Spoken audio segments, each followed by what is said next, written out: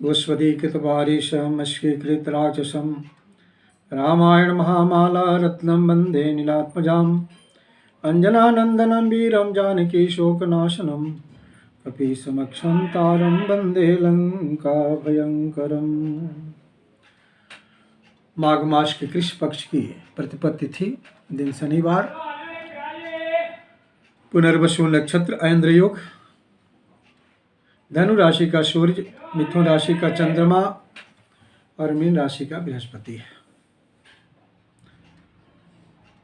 जया जय योग रात्रि के 2:01 तक है, जिसमें कोई भी कार्य करने पर विजय प्राप्त होती है। इस माघ मास में जो कोई भी जहाँ जिस किसी स्थान से प्रयाग का नाम लेकर स्नान करता है, उसको प्रयाग स्नान करने का फल प्राप्त हो जाता है। भक्त प्रवर हनुमंत लाल जी भगवान श्री राम नाम संकीर्तन और भगवान श्री राम की कथा श्रवण के परम प्रेमी हैं,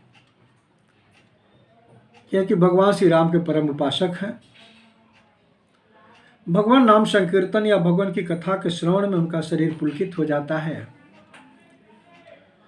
आंखों से आंसुओं की धारा बहने लगती है, वाणी गदगद हो जाती है, या यूँ कहिए कि वो भगवान में भाव विभोर हो जाते हैं। उन्हें एक अलौकिक आनंद की अनुभूति होती है। एक बार भक्तराज हनुमान जी सायंकाल के समय, जिस समय दिनांत था, सूर्य अस्ताचल में जाने वाले थे, शीतल मंद सुगंधित हवा बह रही थी और हनुमंत लाल जी भगवान के स्मरण करते हुए ध्यान में तल्लीन हो गए। उन्हें बाह्य जगत की कोई भी स्मृति नहीं थी।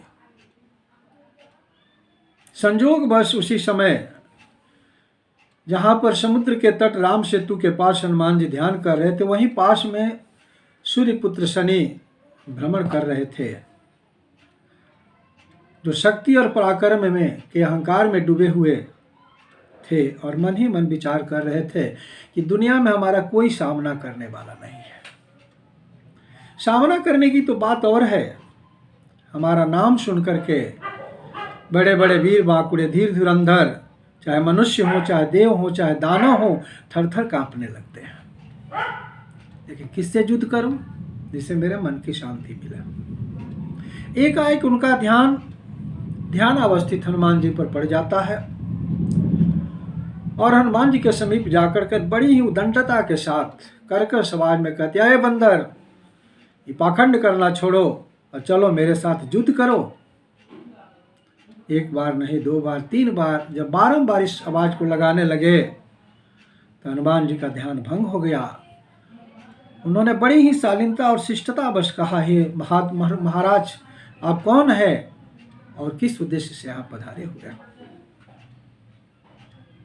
बड़े ही अहंकार से विभूत होकर के शनि ने कहा, मैं परम तेजस्वी सूर्य का शक्तिशाली पुत्र शनि हूं, तुमसे युद्ध करने के लिए आया हूं, इसलिए मेरे साथ युद्ध करो। बहुत ही वर्णन तुम्हारे वीर बहादुरी का सुना है, आज मैं उसकी परीक्षा लूंगा। हनुमान जी ने कहा, महाराज, मैं ध्यान में मग्न हूं, अपने इष्ट देव की आराधना उपासना करो, आप कहीं दूसरी जगह चले जाइए और दूसरे से युद्ध करके अपने मन को शांत करिए। बारंबार निवेदन, बारंबार प्रार्थना करने पर कि हनुमान जी के उसके बाद भी शनि के ऊपर कोई प्रभाव नहीं पड़ा और प्रभाव पड़ता भी नहीं है।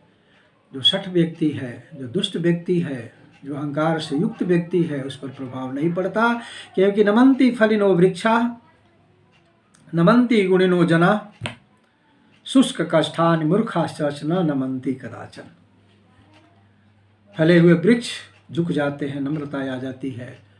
गुणवान व्यक्ति के झुक जाते हैं, उनके अंदर नम्रता आ जाती है, लेकिन सूखा हुआ काठ और शठ के पास नम्रता झुकाव कभी नहीं आती है, चाहे आप लाख निवेदन और प्रार्थना को कर ले। शनि का भी वही हुआ, नम्रता नहीं आई, निवेदन प्रार्थना का कोई प्रभाव नहीं पड़ा और हनुमान जी के हाथों को पकड़ करके खींच लिया और कहा, चलो मेरे साथ युद्ध करो।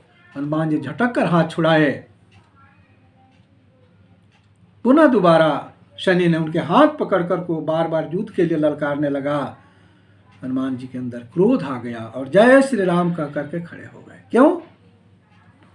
चंदन अत्यंत शीतल होता है, सुगंध होती है, शीतलता होती है, ठंडा होता है, लेकिन उसके अंदर भी अग्नि की उत्पत्ति हो जाती है जब बार बार उसका घर्षण किया जाता है। तो ठीक वही स्थिति सज्जन की भी होती है, संत पुरुष की भी होती है।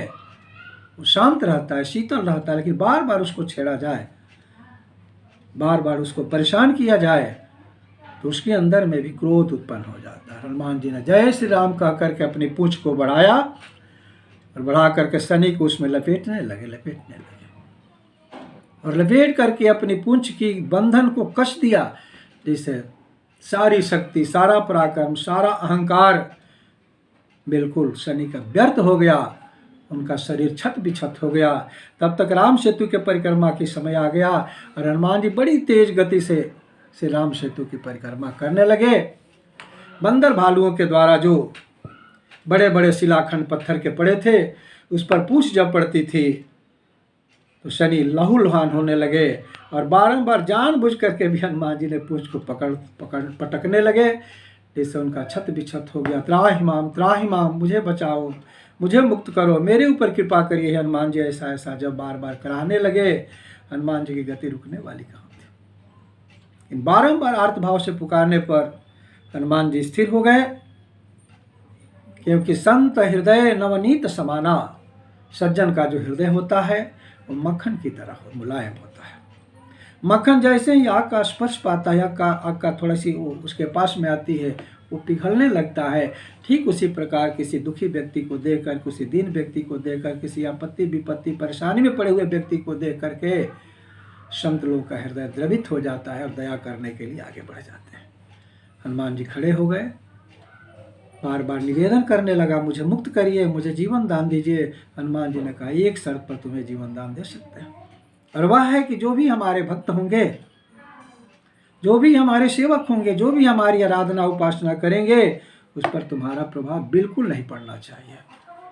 शनि ने कहा, महाराज ऐसा ही होगा, आपके जो भी वास्तव में भक्त होंगे, जो भी आपका अर्चना वंदना करेंगे, उस पर हमारा प्रभाव ऐसे नहीं पड़ेगा। हनुमान जी ने बंधन से मुक्त किया और वह दुखित, दर्द से परेशान होकर शनि हनुमान जी के चरणों में प्रणाम किया और वहाँ से विदा हो गया।